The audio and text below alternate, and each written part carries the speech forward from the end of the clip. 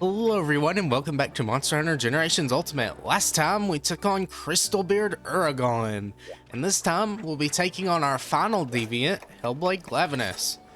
First of all, we're going to switch to our cursed cloud. Now I do switch between the pronunciations. Sometimes I say cursed, sometimes I say cursed. I don't think it really matters too much. I just kind of bounce between the two at will, just depending on how I feel for the day.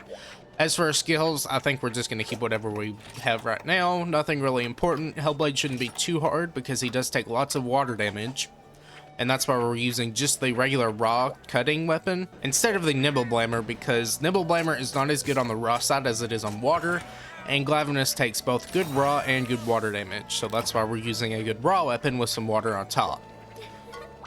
Wait, for our meal, I didn't see if we got Hurler or not, but it'll be fine. We'll go ahead and take Hellblade Cross. Has us hunting, once again, a Hellblade Glavenus and a regular Glavenus. We'll go ahead and take the quest. Alright, back on Ingle Isle, and we'll jump back down into the fray. Not really too different from last time, except we actually get to face Hellblade first instead of the regular monster. So this should be easy, considering the fact that we get some more time with Hellblade before he shows up, or before the second monster shows up. But just going for the face is going to be the best. You have a head hit zone and a throat hit zone. Since they're kind of both together, you're going to be hitting both at the same time. I can try and get over to it. The tail is also a good zone because it doesn't really dry out too much, I think, unless he's exhausted. If you look at this little powder here around his throat, you can tell that it is heated up. It's a little bit different from regular Glavenus because whenever his throat or his tail is heated, it will expend blast powder, which is kind of like Teostra. We haven't fought a Teostra yet, but it'll pop the blast status if you get hit by it. We'll see whenever his tail goes hot. If I can try and get around this. There we go. But once the tail is heated, which he's fixing to do right now, you can now get two pops. You can pop the throat and you can pop the tail. This is really nice for some downs, and why I'm not really too worried about the hunt, since you get plenty of chances for downtime. Now, whenever his tail is heated, it has massive hitboxes, and like that, I don't believe I took too much damage from it, which is nice. We do have fire resistance on our gear, which is good. Not as a skill, but just as general resistances. Watch this. But in general, Glavenus usually hits his mark, not always, but for the most part, he's a pretty good shot. And even then, that hit me. That was a very weird hitbox coming from that. Just a little sweep. But we're fine losing our first acorn. We're just trying to get into the flow of the fight. You can see from the distance how big that hitbox is. Again, he's not dealing too much damage, but we did just take 2 hits to die, so maybe I'm a little underselling his damage. We're gonna go for the throat pop here. He's a very easy monster so long as you're not like staying close to that little turnaround bite. It's very easy to avoid attacks as long as you're not too greedy. Throw one here, wait for him to blow that up. We're always just gonna dodge in case the tail would hit us. Like that. And even the tail base doesn't explode as much, so you're kind of getting some freedom there to attack. Alright, here comes the spin. We'll throw 2. Wait a little bit before that, and then he does a double spin. We'll just dodge through that there. We didn't actually get hit by the hitbox, or we would have done an adept dodge. We're gonna go for the tail now. It is the best hit zone whenever it is only heated, and not the throat too. But now they're both unheated, so we'll just go back for that face. Here comes the roar. Of course, you can break the dorsal fins or the dorsal spikes. I believe that's the right word for it. I believe I've also had this issue before with regular Glavenus. Whatever those little spikes on the back of his body is. You can break his head, of course, and you can cut his tail off. Pretty simple. Alright, now his tail and his throat are heated once again, giving us some good hit zones to go for. We'll dodge that. Go right with our little rolling attack after our adept dodge. Wait for him to attack again. We'll dodge into this. Very simple. Adept makes this fight very easy, as again, long as you aren't greedy. Just kind of tripping over my words today, aren't I? I apologize for that. We'll wait for this. I'm gonna look for an opening for Mega Boomerang because this would be a great spot for it. Alright, we're gonna do this. This is a little greedy, but we should be fine. We've got to get through 4 rotations. And we did get it off, and we blew up the tail. That's nice. I'm fine trading damage for that. If we can get back up off the ground, I'll go ahead and get another one started. We'll try and go for long. I think I hit X too early, though. Yeah, I did. It's fine. Hopefully he runs into it. He will. Alright, run away. Attack here. And there's the throat pop. Very nice. We'll go ahead and apply our regular buffs now. I think I'll just go for the tail since it is in front of us. Okay. Just a little bit too far. Should have charged that, but it's fine. He's back up now. All right, here comes a slam. Good. Dodge that. Just move left or right, depending on which direction you dodged in. There's a flinch. That's good. Remember, flinches are at a threshold of HP. After you do a certain amount of health, they'll flinch. He's heating up his throat again, so we'll go back for that. There's a sharpening, so his tail's going to be heated. Here comes the roar. Could have done a mega boomerang out of that, but I don't trust I would have got it out in time. I don't want to take like trade damage too much. It's fine in some scenarios, and here's the blast spot I was talking about. Generally, if you get hit by tail attacks and they don't outright just explode, you will be hit by a blast spot too. So not just the throat. But this only happens whenever his throat is heated, so keep that in mind. We're gonna do Soothing Roll, just get that blast spot off of us. You can mash B enough and get some dodges off. It takes more for Lance and Prowler whenever they are unsheathed, though it just takes the same amount for Prowler when it is sheathed too. But Lance takes like 5, and I believe Prowler takes like 5 or 6. All the other weapons only have to roll 3 times, which is nice for them. This is gonna explode. We're just gonna go ahead. Again, those explosions are more long-oriented instead of short-oriented, so they're not gonna be wide, they're gonna reach farther away. So if you think you're out of the range of it, think again, because it can reach pretty far. And move forward here. His whole body is pretty decently weak to water, but of course his head is always the best to water, and that's why we're mostly going for that unless the tail is heated. Here comes a slam. We'll just wait for him to land that. Good. As you can see, we've already busted his tail blade a little bit. It's kind of damaged. I believe we got that with the first pop, because I haven't heard any other part break sounds. All right, we're getting bit, so we now have blast spot again. I'm gonna throw 2 of these in Soothing Roll. And I'm just going to do another one. Don't want to worry about risking being hit by that tailspin, because it does do a lot of damage. That is a super attack. Go ahead and apply big boomerangs here. We're going to go right. Just dodge that bite. Good. Go for that throat. I do like Glavenus because it is an engaging fight. He's pretty quick, and he moves around a lot. And he, again, hits his attacks quite a bit, so it's not like something like Ergon where it just kind of rolls around. And a lot of times just those AoEs that act independently of him. You're more engaged with the monster itself. We'll dodge away from that. Go for that throat again. Well, wrong aiming. Okay, let's wait. Spin through there. Good. Throw this one here. He's going to explode. Didn't actually get hit by that. That's good. Didn't even have to depth dodge or dodge to this roar. In fact, I don't believe I have earplugs. Yeah, I didn't notice any earplugs at the start. Very professional. Good job, me. There's the tail cut. Or not the cut, but the explosion. We'll go for the face with our Mega Boomerang. Remember, your Mega Boomerangs do not do element damage, but it still broke the head, which is nice. It does massive enough damage where the element isn't required on it, though I would like an elemental variant that either does pure element or deals just a little bit more element on the Sacrifice of Ra, or with the Sacrifice of Ra. Let's move around. Little greedy there. He can position and bite pretty quickly, so something you also don't need to be greedy for. And he does this little turnaround bite. I'm sure he'll do it. Yes, there it is. You can be hit by that too. You can easily bait it out though, so long as you do it like after an attack and you're to his side. Of course, if you're right behind him, he'll just have to turn around regularly. Forcing head turns is just a regular thing for old Monster Hunter, since it is an easy thing to do and something that can net you some free damage occasionally, as long as you're not, playing too badly like I am. I'm being a little too greedy here. Let's slow down. Okay, he's gonna spin. Soothing Roll for this, since I'll just have to heal anyway. His tail is not heated, so he's not going to do a double spin. I believe it has to have the tail heated. It might have to have both heated or just the throat, but I'm pretty sure it's the tail. Either that or it's an enraged mode thing, and he doesn't do it when he's not enraged. I don't remember the exact specifics of it. Alright, he's heating up both his throat and his tail again. If I threw out a Mega Boomerang here, I could probably get a pop. In fact, I'm going to go for that here. Little greedy, but hopefully we can get this off. It's not gonna hit the tail, looks like, but it's fine. Yeah, he's just gonna turn around too much. He's focusing on Binkai, not me. All right, dodge that. Good. We'll go for another one since they are just cheap right now, but I'm being a little too greedy here. I'm trying to get him killed before his friend comes in. Let's see. Okay, I don't know if he's gonna aim this. It's gonna come around, so I'm just gonna dodge in case it does hit me, but it did not. He's gonna heat up his, no, not heat up his throat. He did the animation for hitting up his throat. Let me say it like that. We're gonna go for the tail now, maybe get a tail pop. Even if we don't let spawn, just some good damage all around. Move around this way. Okay, he's gonna tail slam. He's not gonna do another one, so we're free to do our piercing boomerang. There's a jumbled tail slam. Goodness gracious, that was pretty bad. Just kind of fumbled my words there. Doing that all the time today. Okay. Here comes the bot. Good, we'll go away. I'm just trying to talk too fast for my own good. Need to slow down and think about what I'm saying. There's a bot. We'll dodge away. Okay, good. That's gonna come around.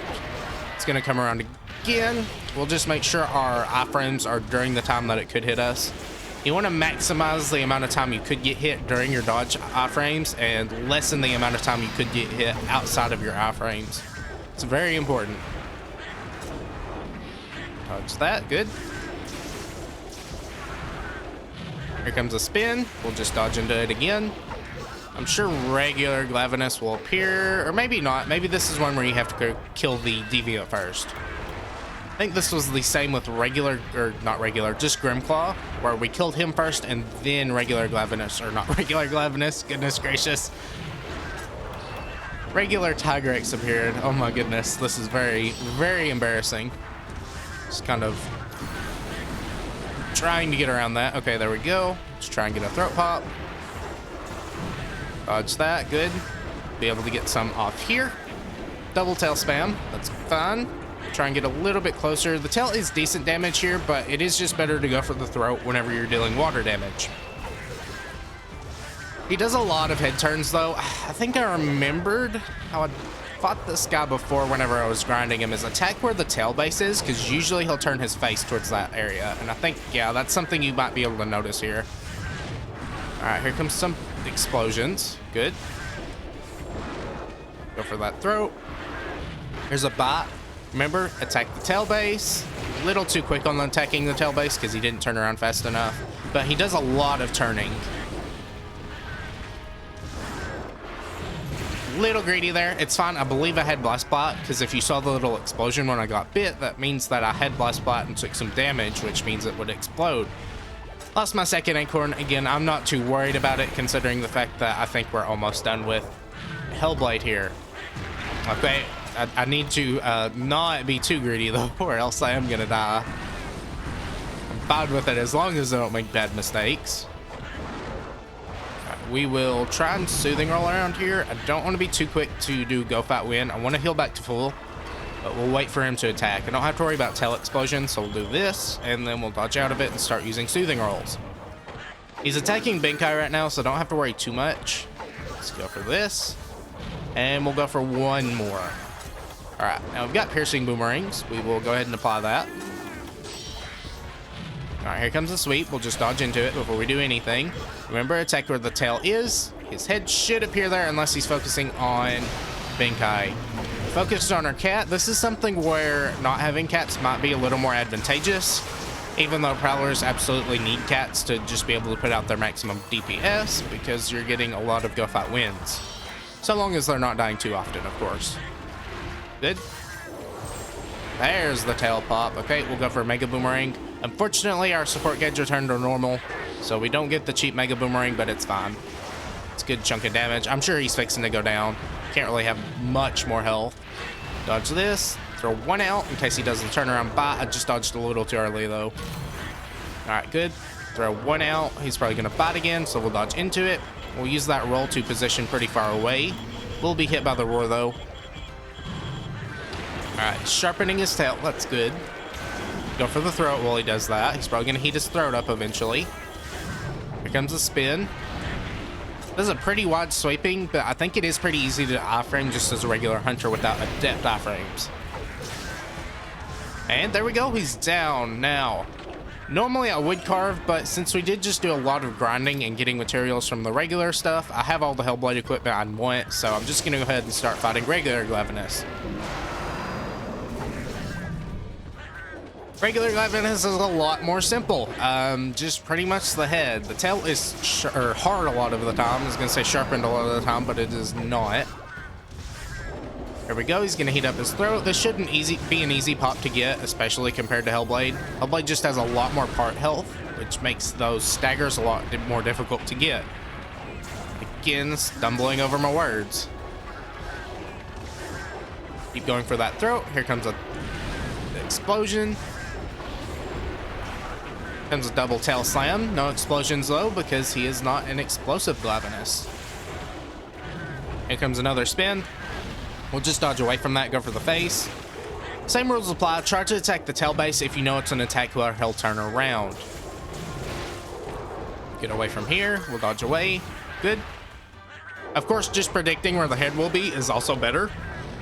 That way you're not just solely relying on him to attack the tail or attack where the tail is. There's a roar, that's good. Go for piercing boomerangs here, I think. Yeah, this will be a good spot. If he does a tail slam, I can dodge it. There we go. It was just another fireball though. There's another one. We're gonna back up. There we go. Yeah, that was a little too greedy on my part. Should have continued to move and then I would have been able to counter that tail slam. Trying to get some damage off here. His back is somewhat of a decent hit zone whenever he's heated up. And we'll be able to get a couple of mega boomerangs off here, which is nice, since they are pretty cheap. Yeah, his back is not heated up anymore, so it's not the best spot to go for. It is still decent damage though. There's a break. Alright, dodge into that. That did not actually activate our adept dodge. That's fine. There's a bot. We don't even activate it there either. Okay. There's a face break, showing how much less health he has. Here comes the spin. We'll just dodge into it. Never mind. We're whiffing a lot of the adept dodges, even though we're not getting hit. Oh, I mean, I'm fine either way. I just think it's funny. All right, here comes one we'll dodge into. There we go. Very simple. Here comes another one. Just wait for his tail to be very close to you before you dodge into it. That way you don't dodge too early. Dodge that bot. Good. Dodge again. Dodging by itself is very easy. It's the weaving attacks into dodging too. That's the more difficult part. You don't want to be stuck in a throwing a boomerang animation. This is where bowguns kind of have more of an advantage because you don't have to charge a shot. You just throw the shot out and then you can dodge immediately after. That's why a depth lock bowgun is so good, because you can just throw out an attack and then dodge away. You do have a little bit of recoil from shots depending on the bowgun you're using, and that was a little too early on a dodge. But you don't have to deal with the actually having to stop in place to attack. Granted, yes, there is no moving shots in this game, but still, one little or two or three bullets is not as much as having to sit here and throw through this animation. There we go, good. Here comes the roar. Of course, Prowlers get to run while they're unsheathed, so they kind of get more mobility there. It's just a trade-off. Obviously, bowguns have lots of better damage. So if you want more DPS, I would suggest bowguns, but Prowlers get more defense and somewhat more mobility. If you're using a depth lock bowgun, of course, you can use the little run while sheathed after an adept dodge, and of course, Valor Heavy Bowgun gets that, which is just, you know, the best weapon in the game for DPS. But DPS isn't everything. You gotta have fun with it too. Even though Valor Heavy Bowgun is fun, I don't know. I'm just on a different tangent. We're not focusing on the monster at hand. Here comes a slam. Dodge away. Good. Move to the right here. Here comes a spin. We'll freely attack this. I'm just gonna soothing roll through it. He can't do double spins because he's just a regular Glavenus, so we can attack regularly here. Dodge into the bot. I'll actually wait for another attack. Okay, there we go. We'll throw one out here. Just kind of missed it though. I'm gonna wait for him to turn around. Try and throw some long range ones. They're not gonna reach him though. He's just too far away. Here comes the slam. And the tail slam does have a slightly larger hitbox. If you look at the ground, it kind of spikes up. I don't really know what it's called. I guess upheaves or whatever. That's where the actual hitbox is. It's not just the base of the tail. It's not like Nargacuga where you can kind of dodge the tail hitbox, even though Nargacuga's tail hitbox is pretty large in this game. He's exhausted now, which is nice. We didn't even see Hellblade get exhausted, so that's something different at the very least. Gonna try and get around here. We'll wait for this, and then we'll throw out a Mega Boomerang. It is cheap. Very cheap. Good. Okay, that's not gonna completely miss, but it didn't go for the head like I wanted it to. In fact, I think it's gonna miss there. We should be able to hit it on the uptake here. Good. Okay, careful. Throw another one out since we have plenty of bar gauge for it, and I don't mind wasting it. If I do somehow get hit, he is exhausted, so he'll do less damage. Alright, he's jumping backwards now, so we'll try and throw another one out. Our support gauge is back to normal, so we'll just save the rest of it. Oh, I don't really know what we're saving it for. Please turn your head a little bit more. Okay, we got like one hit off from that one. That was pretty sad. Here comes the roar. He is now enraged. It's probably going to hit his third up. Yes, there we go. This might be a good chance for some damage. And there's the pop. Alright, we'll go for the head again. Get this one out. Good. And we'll throw a couple of boomerangs here. Move this way, and there we go. Regular Glavenus is down. Took much less time than Hellblade. Of course, he has much less health, and he's just easier to attack because he is somewhat slower and has less wide-ranging attacks. So I'll carve him up, and I'll meet you back at base. Alright, back to the prep area. I'll go ahead and show off the Hellblade weapon because I have used it before, I believe, for something. Don't remember exactly what for. I'm sure it was for a deviant. But the Ashen Whiskers. This is your best blast weapon for high rank. I don't believe there are any better boomerang options, and for sure, not much better actually melee options. Your best one will probably be the Teostra one, but we don't have the Teostra weapon, and I don't really feel the need to make it since we have to make the Hellblade one anyways. This has 165 raw. This is very nice. This is a little bit more than the Dread King blade, which has 160, but the Dread King blade has element. This one instead has blast status. I believe I've covered this before, but if I haven't, blast status is pretty much a 1 in 3 chance, like all other statuses, to hit. And once you reach a certain threshold, it will deal a fixed amount of damage. This is different for each monster. Some monsters take less damage, some monsters take more, some have lower thresholds. They're all different again for each monster. This becomes less important on single target monster hunts because that threshold increases each time you activate it and becomes less and less effective overall during the hunt. It's better for shorter hunts or anything like that. This is good for multi-monster hunts since the monsters don't share a threshold, so you're constantly resetting to a lower threshold each time you kill a monster. Very nice for those kinds of hunts, but we don't really see that too often, but I have used this once. Again, I don't remember what for. As for the armor, it's as good as all the other 106 armors. Your Matsu armor is just going to be the best right now, at least for what options we have. So we'll go back into the main area. And that is it for Deviant, and pretty much for all the Generations stuff. We'll be moving on to Generations Ultimate next, but I'll go ahead and show off all these blue check marks. Now, if you were playing 3DS Generations, just the classic one, these would all be red check marks, since there aren't any G-Rank Deviants, or any G-Rank at all, for that matter. But since we still have more G-Rank stuff for the Deviants, they're going to be blue right now. Red check marks mean they're completely finished, or I guess red and yellow check marks mean they're completely completed. I can stumble over my words a little bit more. Got to get that in. Blue ones just mean that there's a little bit more to do. And if we look at our rewards here, we'll go and do, I think, guild cards, and we'll check our own. If we move around here, we will see in the Academy section that we have a bunch of Deviant Esotericas. I believe that's what they're called, or that's probably not how you pronounce it, but oh well. You get one of these for completely clearing one Deviant in high rank. Of course, we have all of them, but it's just a nice little thing to show how many Deviants you've cleared. Of course, we have a bunch of other rewards here. We're only at 25%. Definitely the worst of the rewards are the crown hunting ones, but I'll get into that later once we finally clear everything. Also, if we go into edit our guild card, we can kind of change our title. You can see this in online hubs, but I don't have an online hub, so I can't really check that out. But if we go to edit, we can see our title here, and we'll go a couple of pages down, and for every deviant you clear, you'll get the title of that deviant. Just a neat little thing if you care too much about titles. Mine's usually just the regular one. I don't change it too much unless it's, you know, something I'm playing for hundreds of hours on end, which we have actually reached over 100 hours in this save file. Either way, there we go. Completely done with most of the Generations content. I don't really have much other interest in covering the other Generation stuff. There's arena quests, which you have to have a forced set of equipment for, so we could do that at any time if I wanted to, but I really don't because that's more for 2 people, and I only have 1 person here, me, myself, and I. So yeah, either way, hope you enjoyed. Next time we'll be getting into High Rank Village.